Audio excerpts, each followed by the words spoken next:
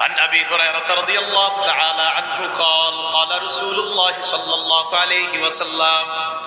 আবু হুরায়রা রাদিয়াল্লাহু তাআলা আনহুর বর্ণনা, নবীজি সাল্লাল্লাহু আলাইহি ওয়াসাল্লাম বলেন,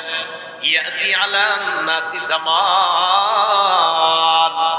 মানুষের উপর এমন একটা সময় আসবে,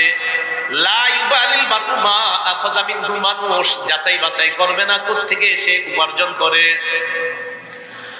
আমিনাল হালালি আমিনাল হারাম।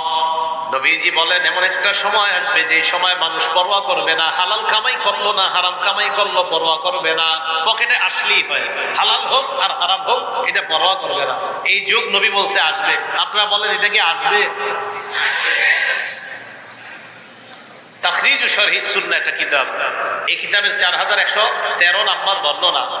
عن عبد الله بن مسعود رضي الله تعالى عنه قال, আব্দুল্লাহ ইবনে মাসউদ রাদিয়াল্লাহু তাআলা আনহুর বর্ণনা, তিনি বলেন, ইয়া আইয়ুহান নাস ইত্তাকুল্লাহ, হে মানুষ তোমরা আল্লাহকে ভয় করো, রিজিক অন্বেষণে তোমরা মধ্যপন্থা অবলম্বন করো। এবার যেটা বলবো অনুবাদটা মন দিয়ে শুনেন, ঠিক হয় দেখেন। লা ইয়াহমিলান্নাকুম ইস্তিবতাউর রিজকি আন তাতলুবুহু বিমাআসিল্লাহ, হালাল পথে রিজিক তালাশ করতে গিয়ে রিজিক আসতে যদি বিলম্ব হয়, আবার বলছি, হালাল পথে রিজিক তালাশ করতে গিয়ে প্রচুর রিজিক আসতে যদি বিলম্ব হয়, রিজিক তালাশ করতেছেন, রিজিক আপনার কাছে আস্তে আস্তে আসতেছে, তো রিজিক তালাশ করতে গিয়ে রিজিক যদি আসতে বিলম্ব হয়, আব্দুল্লাহ ইবনে মাসউদ বলেন, এই রিজিক আসতে বিলম্ব হইলে তোমরা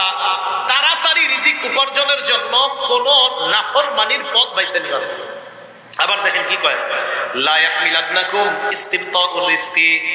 হালাল পথে রিজিক আসার বিলম্ব হওয়াটা, কি কয় দেখেন, হালাল পথে রিজিক আসার বিলম্ব হওয়াটা, লা ইয়াহমিলান্নাকুম তোমাদেরকে যেন উদ্বুদ্ধ না করে, আন তাতলুবুহু বিমাআসিল্লাহ, হালাল পথে রিজিক আসা বিলম্ব হওয়াটা তোমাদেরকে যেন হারাম পথে দ্রুত রিজিক কামায়ের প্রতি উদ্বুদ্ধ না করে।